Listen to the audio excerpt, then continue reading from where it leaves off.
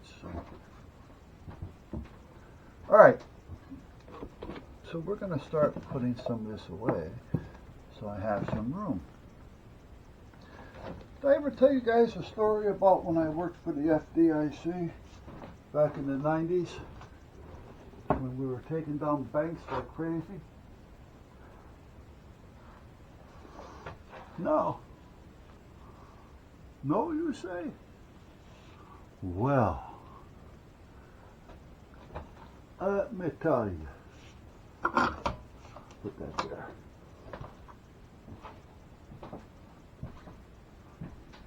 Back in the 90s,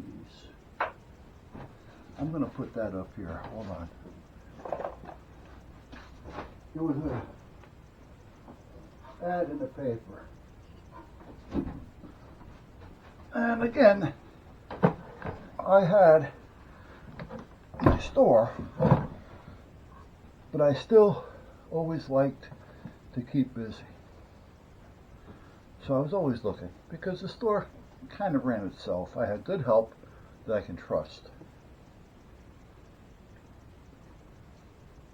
I had a couple at night that I couldn't trust, but I got rid of them real quick. So anyway, I go to this location, which was on Long Wharf, and it was a security company looking for 300 guards to work for FDIC. Now, not for them, but for them, if you know what I mean. You're working for the company, the security company, but the site will be on these banks that the FDIC moves into. You're just extra bodies, to kind of just help out, if there's any trouble, so to speak. Nothing serious trouble, but, at that point, that's what it was.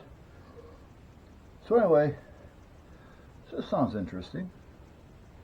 Pay wasn't bad. So I said, okay.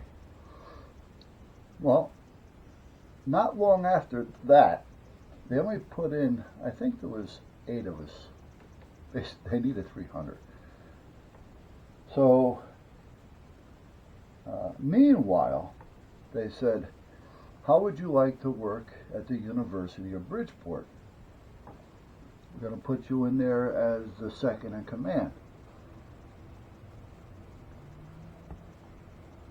Armed. I said, all right. While they're waiting to find out what's going on. So I ended up working for the University of Bridgeport. But anyway, this security company decided that they wanted to do this mass hire. They need these people. Time is coming up. So they were talking to the university, and they said, can they use, one of their rooms so that they can have it for a place to hire and drug check at the same time. So the university said okay. So the big shot's girlfriend from the security company was there. Jane Benson from the FDIC in New Jersey was there, because she wants to see how this hiring process is being done. Because we're talking, you could be sitting in front of an open safe with $2 or $3 million in it. You know what I mean? So they want to make sure they're getting the right people.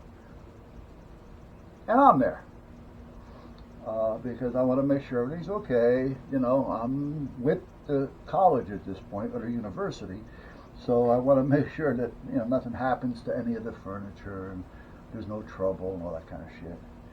They don't wreck the men's room and stuff. But that's a whole other story.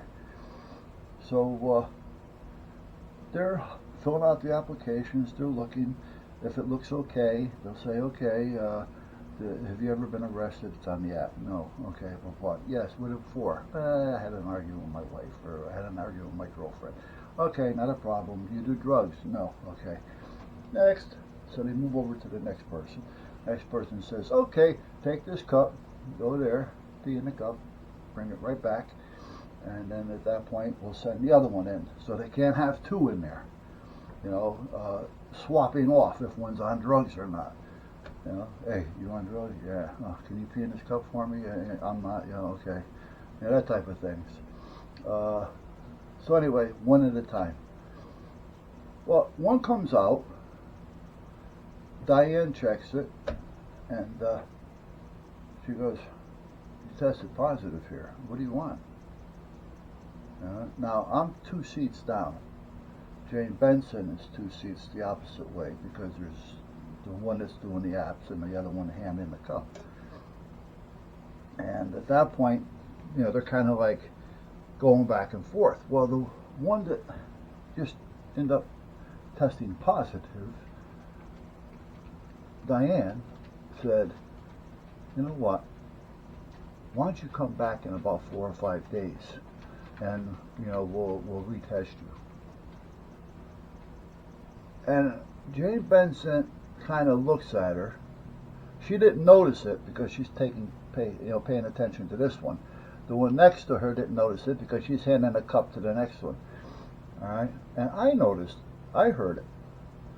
All right, and we kind of look off to the backside of the two, with Jane Benson and myself. Now, I'm not working for them yet at this point. Well, after the day was up, she started keeping track. And she ended up, I think there was 60, I'm going to say 60. It was like 67 or something. I'm going to say 60 people went through the door, filling out applications, taking a urine specimen. And every time she heard this one say, "Come back next week," she would check it. Well, she ended up with something like 23 or 27. I don't remember the number, but it was 20 or over. So for benefit of the doubt, we're going to say 20 out of 60 were told to come back because they were on drugs. So after that, Benson wasn't too happy with the way this company was running things. So now, later on in the day, like I had said, around 2 o'clock or so, she comes up to me and she says, "How long have you been with the university?" I said, "Well, not long at this point." I says, "But I was just put here until they have enough people to fill in with the FDIC, then I'm going to go with them." She goes, "I got a better idea. Why don't you just come to work for us?" Whoa. So anyway, that's how that all started. Well, it got to a point to where we were all over the place. We were in Nashua, we were in all over Connecticut, New York, parts of New Jersey, mainly though New York, Connecticut, Massachusetts, New Hampshire, stuff like that, Rhode Island. So finally, I was talking with Jane, and she says, "So, how you liking it so far?" "All right, a lot of traveling though." She goes, "Would you rather have just one place?" I thought it would be in the ice. She says, "Okay, we got a bank coming up in New York, White Plains." She says, "I'm going to put you there. So you'll be kind of running the show there." She says, "I'm going to be there as well." I said, "Okay." I said, "I'd rather have something closer to home, but, 'cause it was an hour and a half, 2-hour ride, with the traffic and things. But meanwhile, one way. So, meanwhile, that's where I ended up. So I ended up first in the main bank. Because what they were doing is, this was a total liquidation. Total liquidation. So they're selling off the furniture, the safes, the wall paintings, anything that can be picked up, they're selling it. File cabinets, computers, everything, it's going. So meanwhile, they got a whole team of FDIC people there that do the computer, because they want to make sure to get all that paper off and to make sure there's nothing on it. They don't want to let it out. If there's a chance of something being on there, or they can't get it off, it gets destroyed. So, but at that point, one day, they had a couple of big paintings on the wall, and in the foyer area. Now this foyer area was big. Hey, it was at least 30 feet by 125 feet, and the elevators and everything were all down there. So when you walk in to the main doors, you know, you walk in and you go through the double door, you go in. You know, we were stationed right there, and the paintings are over there. There was a couple artificial palm trees and stuff like that. So for some reason, I was asked what I think those pictures were going for. These were big pictures. They weren't little things. They were as big as I am, high and wide. I said, I don't know. I said, is there a name on them? Is there a gallery on them? Or, you know, she said, no, she said, look into it. So I, okay. So I move it out a little bit, and there's a name of where he bought them, not far from there. So I said, do you have any receipts on these things? She goes, yeah. She says, apparently he paid $5,000. Oh, no, I'm sorry. Apparently he paid $35,000 for one and $27,000 or $28,000 for the other receipts. So I take the receipts and I go to the so-called art gallery, which was a store that sold paintings. And I go in, and by the way, it says, I was told you guys sold a couple of paintings to this particular bank that's hanging in their foyers. Oh, yeah. Patrick sold them those. I says, oh. I says, can you tell me what they go for? Because I'm thinking about it. I says, and do you have any more like that? He goes, yeah. He says, they're $5,000 a piece. $5,000 a piece. Interesting. He goes, are you interested? I said, yes, but not so much in the picture. I'm interested in finding out why this receipt says $35,000 on one and $27,000 on the other.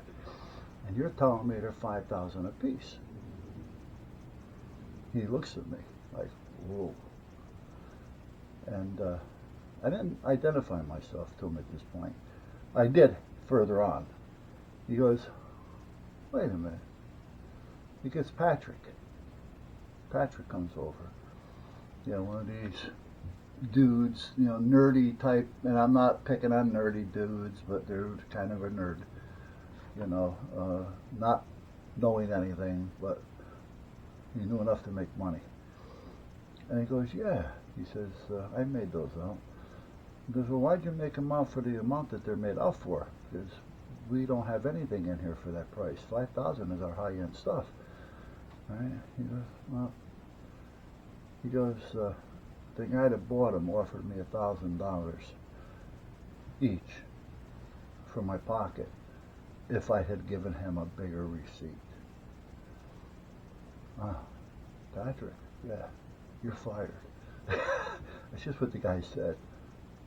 Get your stuff and leave. But before you leave, I want to check your stuff. So anyway, this is what I got. I says, now, you heard that, right? Yeah. If I need you, are we going to have you, or are we going to have problems? No, he says, we screwed up. My man screwed up. He's getting fired. I'm behind you 100%. I said, all right. I went back to the bank, and I went back to the store with a recorder, a little tape recorder. Darlene used to use it. I brought it with me when I went there, but Darlene used to use it at work when she was giving classes and things, so she had something to prove that she had talked about all this. And so I brought that with me, because again, I had it in the van. And I went back there and I said, listen, I don't not trust you, I said, but we really don't know one another. So do you mind if we just go through this whole story again and I just flip the on button here? Yeah, not a problem. So we did the whole thing. I got it on tape. Everything was fine. Now I go back and I'm talking to Benson about it. Well, this isn't the only thing, but now we have something to hang this guy on. This is the president we're talking about. So we kind of just put that on hold, and we're going to see if there's anything else. Well, Sweeney's, an auctioneer company, who bought everything, was there with, I don't know, 5, 6, 7, 18-wheelers, and they had a couple of other smaller contract companies as well, who bought a few things. But meanwhile, Sweeney's, I think, was out of Massachusetts. They're loading up the truck, the trucks, and they're bringing all the shit down the elevators. They had the main elevators, and they had their freight elevators, and everything went through those front doors or through the back door. But they're not going to bring it down the stairs, and the stairs end up in the lobby anyway. But at that point, I'm next to the door, and the guy comes down, and he had one of these cabinets. It was tall. It was probably 20 inches wide. Had maybe 7 or 8 drawers in it, and it wouldn't fit under the door, so he had to tilt it back. I said, "You got that?" He goes, "Yeah." He said, "They're all empty. Not a big deal." And he went through the first door, and I grabbed the second doors for him so he could get by. So he goes out and he drops it off and comes back in, and there's another one he gets. He gets the other one, comes back as he's walking by. He brings it down, and again, I'm standing there. He goes, "Well, these things are getting heavier, or I'm getting tired." I says, a little heavier than normal?" He says, "It's a long day." So when we get outside, I'm going to want you to leave it at the door. So we get it out there. He brings it back up. It's sitting right next to the door. Here's the doors. There's the unit outside. Now, at that point, I call one of the guys over, and I had said, well, actually, it was a female. I said, "I want you to stay here with this cabinet. It's not to be moved. Nobody's to open the doors, the drawers. They were locked anyway. Now, I have a whole thing of keys.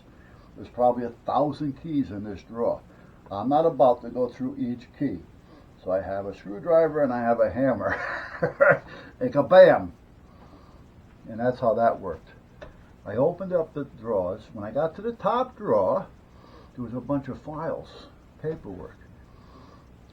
I pull it out, and what they are is they're mortgages for 200, 300, 400,000, 700,000. And that's what the balances are on them. And then there's loan papers for loans that were given out for 70,000, 100,000.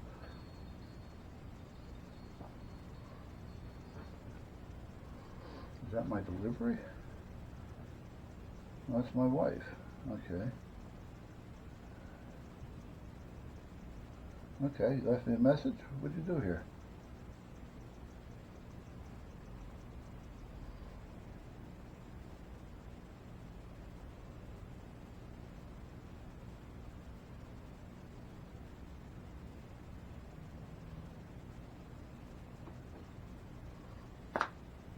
So anyway, I get a hold of Benson, and we're sitting down in the back where we're looking through this stuff. And we started talking to a couple of the employees, because they were still there. There was a couple of them that were still there that they hired to kind of help them go through this stuff. But they didn't let them into the serious stuff unless they had, an agent with them. So, but anyway, that's how that worked. She goes, "Oh yeah," she says, "well, how it worked and how he handled it," meaning the manager, was that anybody that came in here that wanted a loan over 50 or 60,000, she said, at that point it would be handed directly to him, and he would investigate, what's on the application. and that was it. Well, what was happening was anything over 75 or 80, 100,000, 120,000, for we're talking personal loans now, with everything filled out, collateral, and all that, he would approve it. But what he was approving was an application from somebody that didn't exist. Somebody he knew would come into the bank. They'd fill out the application, knowing that it's going to go directly to him to be checked out. So he would approve the application as if he went through the whole thing and it's fine. And at that point, he would tell the person that night after work or whenever that the money's there to be picked up. We'll deposit it into your account. He says, and I expect to see 30, 40, he would name a number, $1,000, in cash. So at that point, what was going on, kind of make a long story short, these people didn't exist. This friend or friends would fill out all bogus names, bogus information, bogus social security numbers, bogus collateral. Everything was bogus. They didn't exist. They were just a person to make the transaction. All right, and he would approve it. Now, when this person reneges the following month on the first payment, they're looking for this person that doesn't exist. Now, the person that did this for him ended up walking out with 50, 60,000, 70,000, depending on what they felt, and then the bank president would end up getting an extra 30, 40, 50,000 in cash that's not accounted for, and there's nothing there. There's nobody to trace or find. Well, eventually, this president, being stupid, didn't realize that this stuff is going to start to happen, and it's going to start kicking him in the ass because he's the one that's approving all these things. He's just thinking of this. The greed was getting him. Well, come to find out, he had given out something like $1.2 million in these $100,000 loans that he got at least 30% and in some 50%. Then, if you gave him, for instance, if you own $200,000 on your house, you give him $50,000 and he'd write it off, lose the paperwork. So basically that house shows paid. There's nothing on that house to identify it being owed or even being around, except for the taxes with the town. So as long as you keep paying those taxes, you're never going to be bothered for the rest of the money. You got a free house, and just don't try to sell it. You got to just have to hand it down to your families, and they're going to have to do the same thing. And that's what he was doing as well. So this guy was picking up a lot of money. Well, once he found out that this shit's starting to surface a little bit, apparently he wasn't stupid enough to where he wasn't getting that feeling. He was getting the feeling. And next thing you know, he's off. Poof, he's gone. I found out he was in Puerto Rico. So at that point, they went after him. They took care of that. Now that was with that.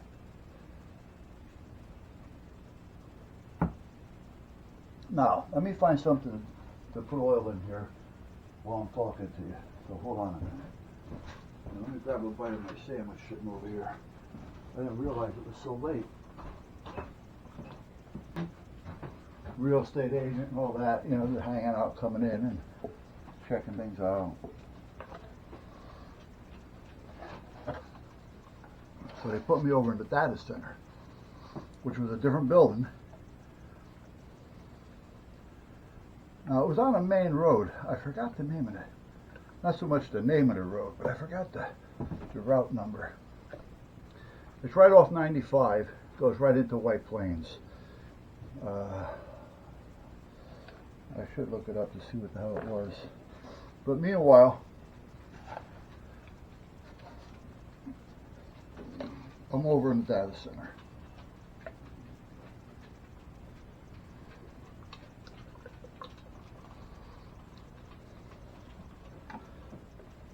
got 1, 2, 3, 4, 9.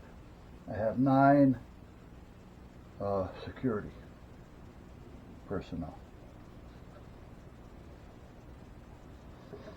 We had 24 hours that we had to cover. And they planned on it going a while, which it did. I finally got tired of it and told Jane that I'm out of there. I wasn't going to continue to deal with it because it was getting to be a real pain in the ass. But anyway, we have whoever was in charge of that shift would have the key of the front door and the key of the back door. Now the back door was on the first level, which was upstairs, 1, because the bank was built, or the data center was built into like a hill. So the first floor was here, but the actual first floor, if you came in the back, was the next story up. So I keep one back there, and it was an easy job for them. They really didn't have much to do except sit there. The door was locked. They didn't have the key to the door. If anybody came to that back door, they would have to come around the front, and the guy would tell them that through the door, but you couldn't open it. And not that anybody ever was coming in through that way, but we had to have somebody there. It's still a door. And at that point, even though it's up a floor, it was at ground level back there. So, meanwhile, the data center, one of the guys that worked there, who was actually in charge of the data center, and those are the ones you usually find out that's causing most of the problems. Because those are the ones that people normally don't look at for being that kind of a person.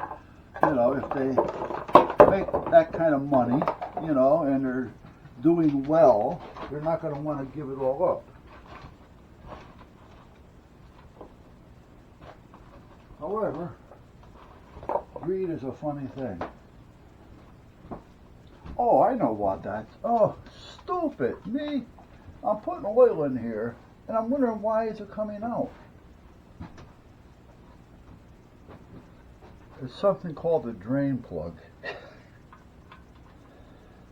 Okay. So we're going to have some oil to clean up shortly. Yes, we are. Why did I not think of that? I moved that thing 3 or 4 times so that I wouldn't lose it. And what happens? I forget about it. Let me just get something to tighten that up real quick. Doesn't have to be super tight, as long as I can just get a couple turns on it for now. Anything is better than not having it there. I'm wondering why is it coming out as fast as it is? It's not overflowing, because at first I thought that was it.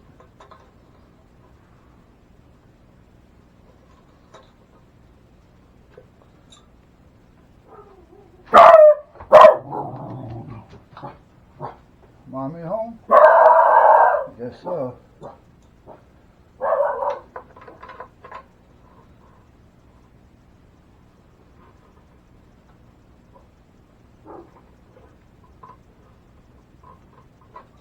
Okay. So this data center wasn't just the data center for the bank that it was there for. It was the data center for 147 other banks, other names, you know, different banks completely, that would hire this data center to maintain, you know, the credit cards, the ATM machines, and all that kind of shit.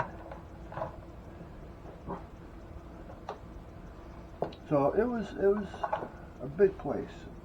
Well, physically it was big, but work-wise it was bigger.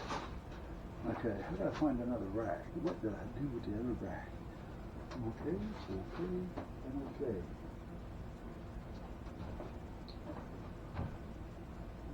don't want to use that rag. That's a good rag. That's a good rag. You know what? I guess it's just going to drip. So anyway, I was always at the main door down in the main lobby area, which was the lower part in the front. The bank or the data center set up in the back, 1,000 yards maybe better, off the main road.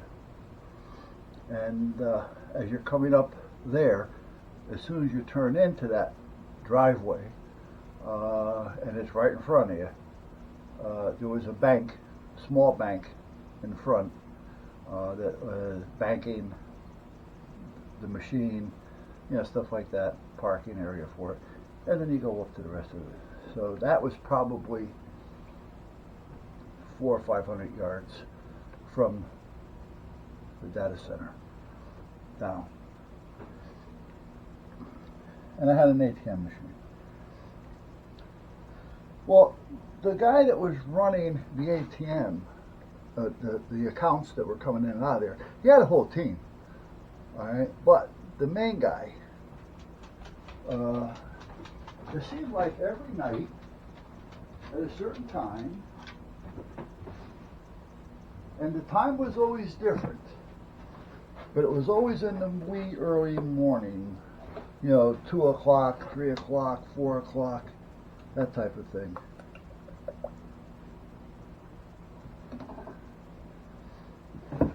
He'd want to go out. Well, it's not a problem. He's not a prisoner. He comes up, he says, I want to go out and have a smoke. Have a bite to eat. You don't have to explain it to me. You want to go out? Again, you're not a prisoner. You don't have to tell me what you're doing. But he always seemed to make it a point to tell me that he's going to have a cigarette. And, take a walk around the parking lot. Well, the parking lot was a double or a triple story. However, there was nobody there anymore, so everybody used the first story, the ground level, and it was big. So you were able to walk around it, Now, he would never tell me that he's leaving the property. Would he have to? Possibly. Because if he's leaving the property, is he punched out? Is he not punched out? There's certain things you got to consider at this point.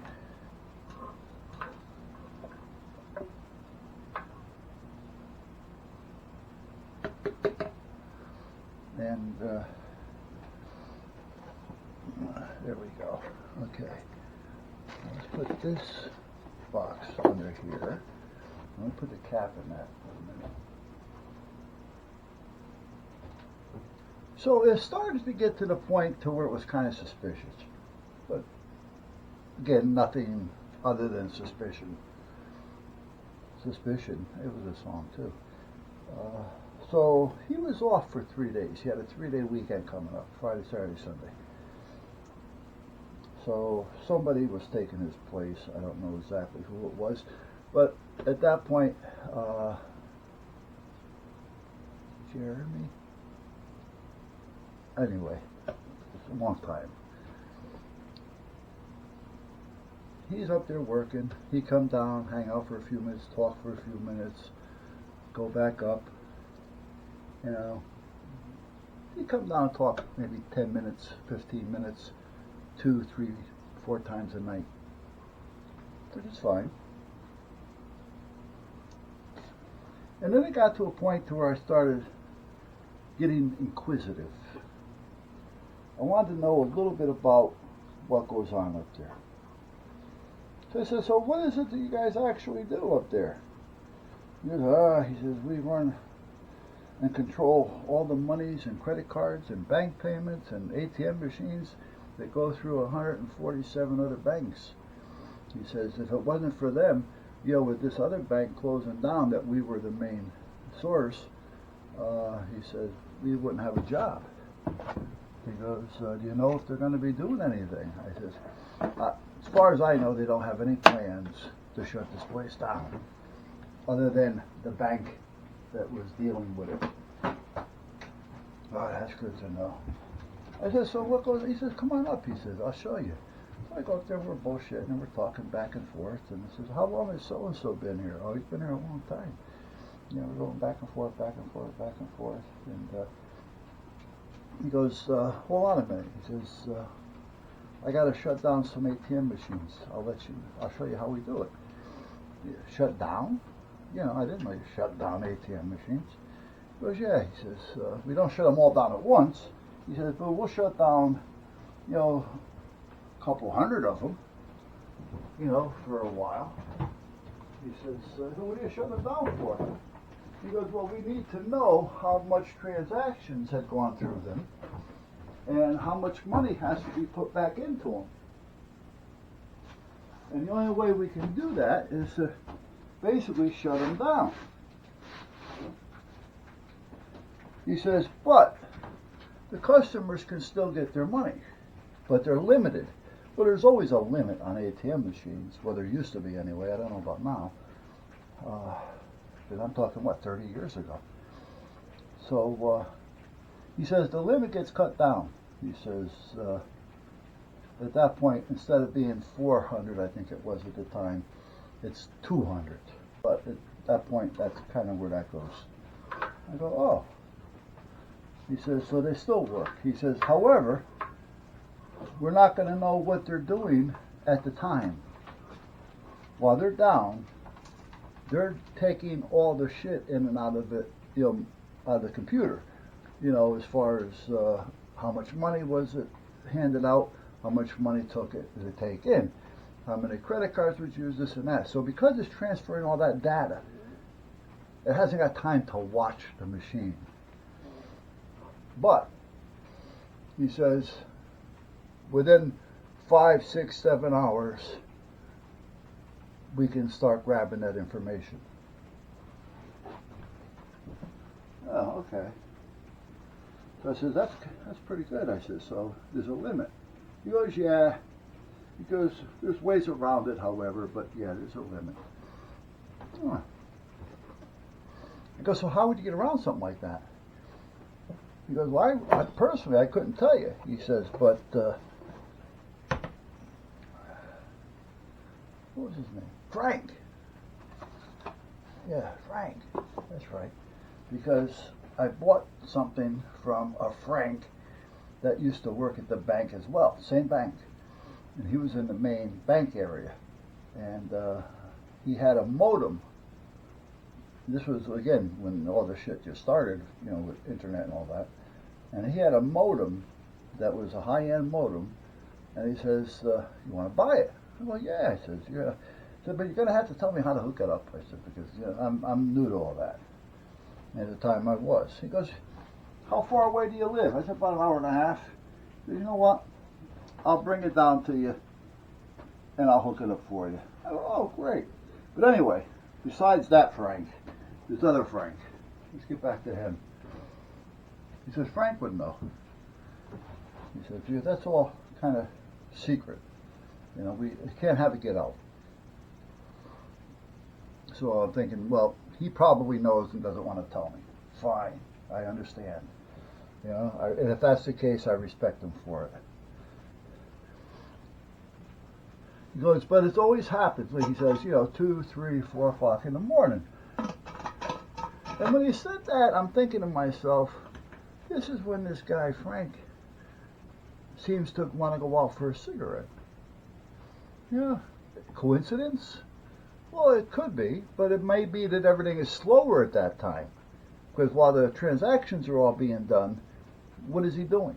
You know what I mean? So maybe he just decides to take a break. That would be a perfect opportunity. Now, at the time, I smoked. I was smoking Carlton's Super Light because I was thinking about cutting back. I was hitting like 5 packs, sometimes more a day. But I was up 20 hours a day. And then sometimes I'd get it lit and I'd get halfway through it and you gotta flick it because you gotta do something. So, but anyway, I had them in my pocket. he comes down one day and he says, yeah, I'm going to go out and have a smoke. I may even have 2 or 3 of them at this point. He says, kiddingly, he says, don't wait up, you know. You know, we all joke about it. So anyway, he goes.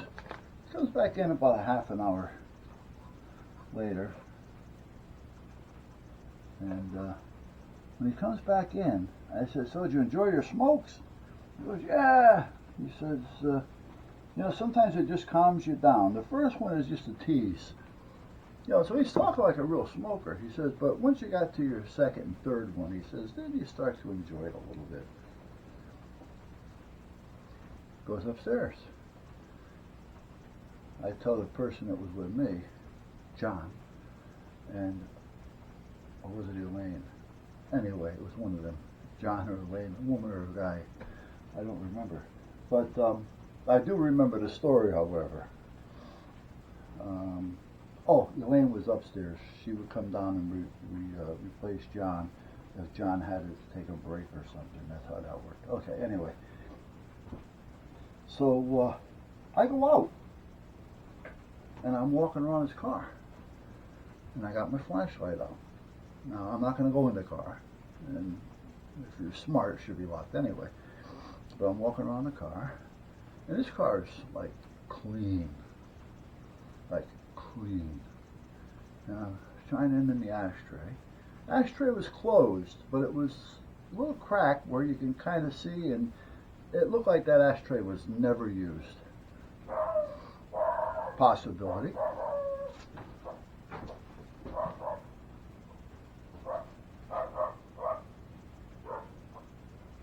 She's still in the truck.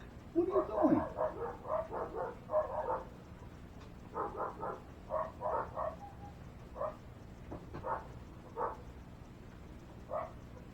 Hold on, guys. She came in about, what, 5-6 minutes ago, and she was in the truck. So anyway, nothing. So I said,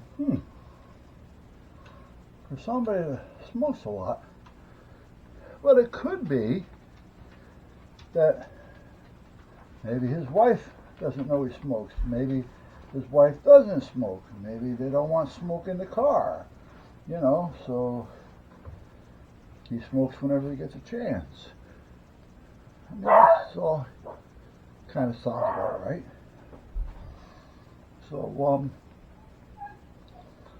next night he comes down, and I said, you know, I think I'm going to go out and have a cigarette with you. And then he goes, oh shit, I didn't bring mine. Oh, don't worry about it. I got them. I says, they're super light. They're Carltons. And he kind of like, yeah, all right. So we go outside. We walk a few feet from the door. And he sits against the building with his leg up on one of those center flower things. And there you go. And he takes it. As soon as he took it, I know this guy is not a smoker. Well, I take out my lighter, my Zippo, and strike it. No, you first. There you go. Just by the way he's trying to light this thing, I know he's not a smoker. So he takes it, and he's smoking it almost like a weed. You know what I mean? But he's not inhaling it. You see it getting bright and down, but he's not inhaling it. He's just sucking on it. I didn't let him know that I was paying attention.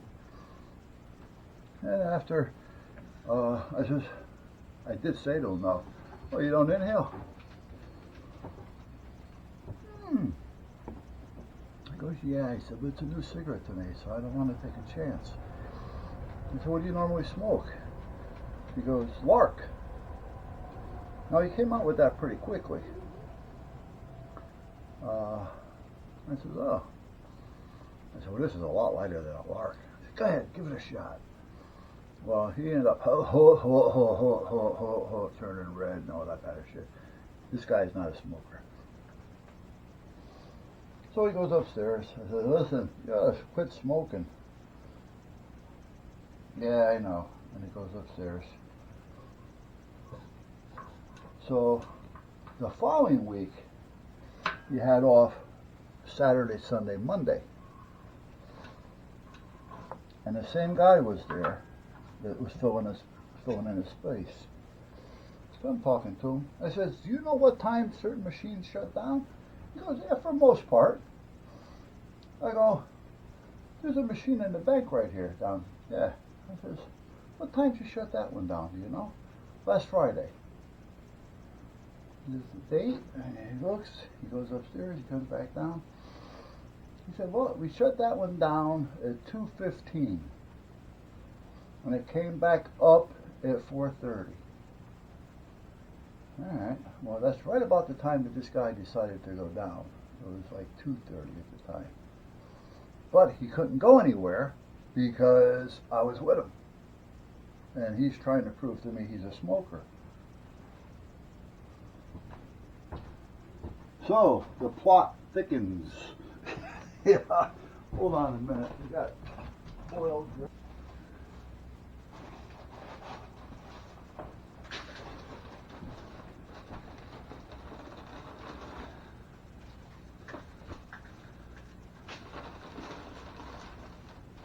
Well, anyway, with the help of this guy that was working there as well, without he knowing it, gotta move out of the way, baby. Gotta move. He was helping me quite a bit.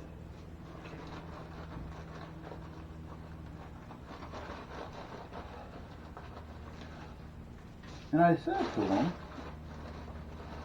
listen, I says, are there any other machines within walking distance? And he goes, not really. He says, yes, they are, but no, because,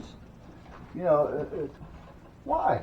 He goes, well, to be honest with you, I think I have one of my employees screwing up, and I wanted to check where he is at certain times to know if he's stealing time on the time clock.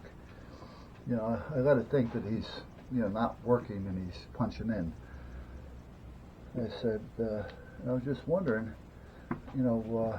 because if he's 20 minutes away from here, then I kind of know. I says, how many hits do you normally get at night on machines around here once you shut them down? Does it still have a count? He goes, yeah. He says, but we don't know that count again until 5-6 hours later. I said, oh.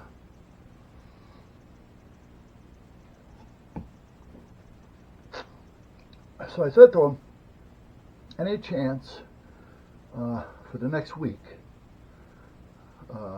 weekdays, if you can give me an idea as to the times that these machines within a close proximity of walking are used.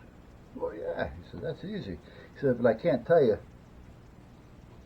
day by day, just because, again, it takes 5-6 hours. He says, but I can let you know, Mondays on a Tuesday and Tuesday on a Wednesday, that type of thing. I said, that's fine. So I started putting them together. And he doesn't know. He thinks I'm checking an employee, one of my employees, well, one of FDIC employees, or one of the security people, to make sure they're not dogging it. Now, he doesn't know, that they're there and they're not, because that's not his job. So he started letting me know. And I noticed that these times that these machines are being used are within 5 to 10 minutes of the time that this guy wants to go out for a cigarette.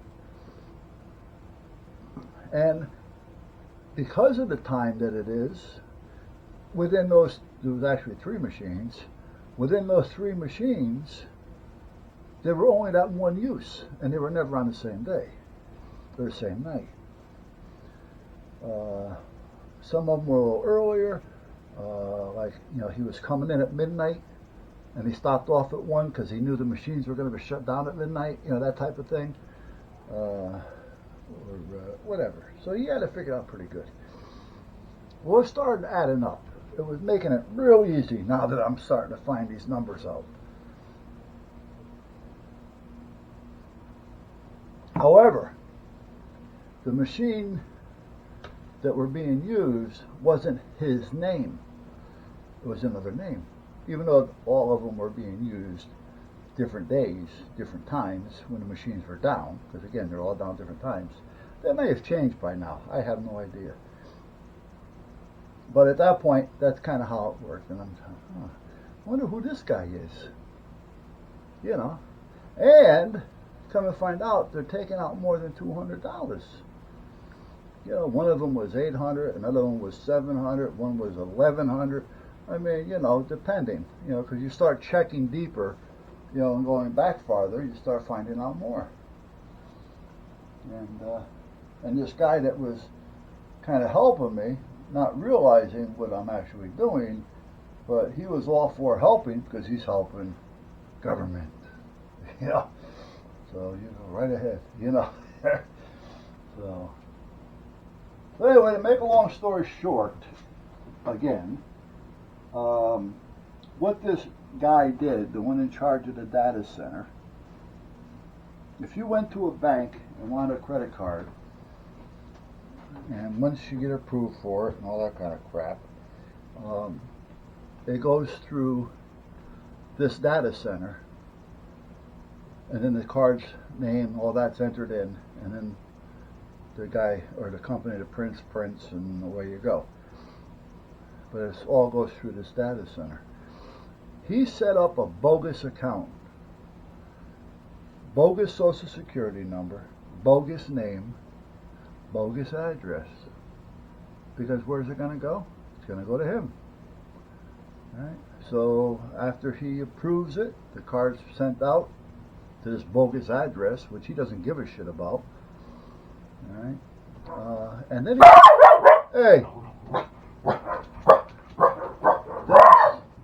he set it up.